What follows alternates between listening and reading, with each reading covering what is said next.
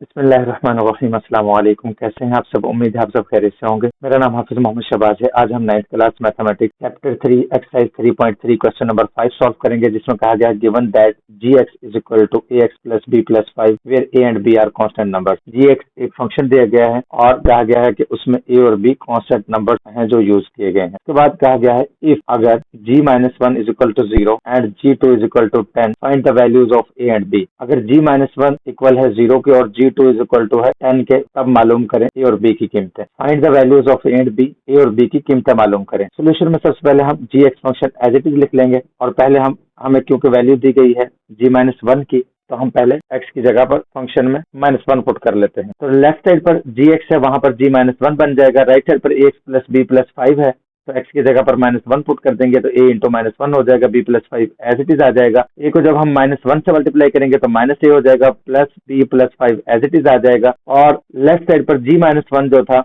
वो 0 के equal value दी गई थी, तो उसकी जगह पर हम 0 पुट कर देंगे। अब प्लस का 5 है, उसे जब हम लेफ्ट साइड पर ले जाएंगे तो माइनस का 5 हो जाएगा और 0 -5 आ जाएगा। और जो -a प्लस b है राइट साइड पर, वो एज इट इज आ जाएगा। अब हम -a प्लस b को लेफ्ट साइड पर लिख लेते हैं और 0 -5, क्योंकि -5 ही रहेगा तो उसे हम राइट साइड पर लिख लेते हैं और इसे इक्वेशन नंबर 1 का नाम दे देते हैं। अब हम सेकंड वैल्यू पुट करते हैं इसी फंक्शन में। तो सेकंड वैल्यू हमें दी गई थी g2 इज इक्वल टू 10, तो जहां भी x है वहां पर 2 पुट कर देंगे। तो इस तरह से gx की जगह पर g2 हो जाएगा और ax प्लस b प्लस 5 है, तो x की जगह पर 2 आ जाएगा, तो a इंटू 2 हो जाएगा और b plus 5 as it is आ जाएगा। उसके बाद g2 की वैल्यू 10 दी गई थी, इसलिए g2 की जगह पर 10 पुट कर देंगे और a इंटू 2 2a हो जाएगा, b plus 5 as it is आ जाएगा। अब प्लस का 5 है, राइट साइड से लेफ्ट साइड पर जाएगा तो माइनस हो जाएगा, तो 10 -5 बन जाएगा और 2a plus b as it is आ जाएगा। अब हम 2a प्लस b को लेफ्ट साइड पर लिख लेते हैं और 10 में से 5 निकलेगा तो 5 बचेगा, उसे हम राइट साइड पर लिख लेते हैं और इसे हम इक्वेशन नंबर 2 का नाम दे देते हैं। अब क्योंकि हमें a और b की वैल्यू निकालनी है, तो हम फर्स्ट इक्वेशन में से सेकंड इक्वेशन को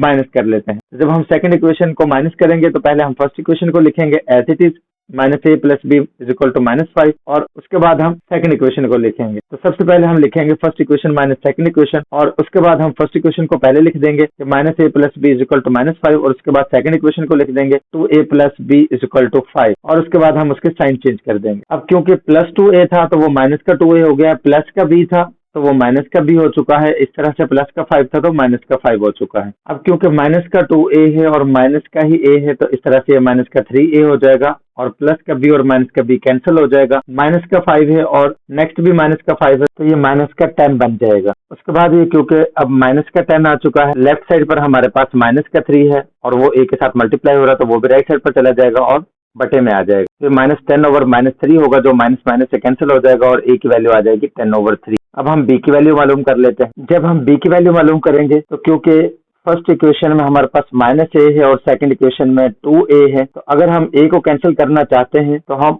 -a को 2 से मल्टीप्लाई कर देंगे। जब -2a हो जाएगा तो प्लस 2a से कैंसिल हो जाएगा। तो इस तरह से हम फर्स्ट इक्वेशन को 2 से मल्टीप्लाई करेंगे और सेकंड में प्लस कर देंगे, तो हम लिखेंगे 2 into first equation plus second equation. तो हम जब -a को 2 से मल्टीप्लाई करेंगे तो -2a हो जाएगा। इसी तरह से जब b को हम 2 से मल्टीप्लाई करेंगे तो 2b हो जाएगा। -5 को 2 से मल्टीप्लाई करेंगे तो माइनस का 10 हो जाएगा और जो सेकंड इक्वेशन है वो एज इट इज आ जाएगी। और जब हम प्लस करते हैं तो साइन चेंज नहीं करते हैं, तो डायरेक्टली हम ऐड कर देंगे, तो प्लस का 2a और माइनस का 2a कैंसिल, प्लस का 2b और प्लस b प्लस का 3b हो जाएगा। माइनस के 10 में से प्लस का 5 निकल जाएगा तो माइनस का 5 रह जाएगा। अब क्योंकि 3 जो है वो b के साथ मल्टीप्लाई हो रहा है, जब राइट साइड पर जाएगा तब डिवाइड हो जाएगा, तो इस तरह से b की वैल्यू आ जाएगी -5/3। और क्योंकि क्वेश्चन में a और b की वैल्यू मालूम करने के लिए कहा गया था और वो हमने मालूम कर ली है, इसके साथ ही हमारा क्वेश्चन नंबर 5 कंप्लीट हो चुका है। अगर ये वीडियो आपके क्वेश्चन समझने के लिए हेल्पफुल है तो वीडियो को लाइक और शेयर करें और चैनल को सब्सक्राइब करें। और अगर आपको क्वेश्चन समझने में कोई प्रॉब्लम आई है तो वो हमें कमेंट में जरूर बताएं ताकि वो प्रॉब्लम क्लियर की जा सके। मिलते हैं नेक्स्ट वीडियो में, तब तक के लिए अल्लाह हाफिज।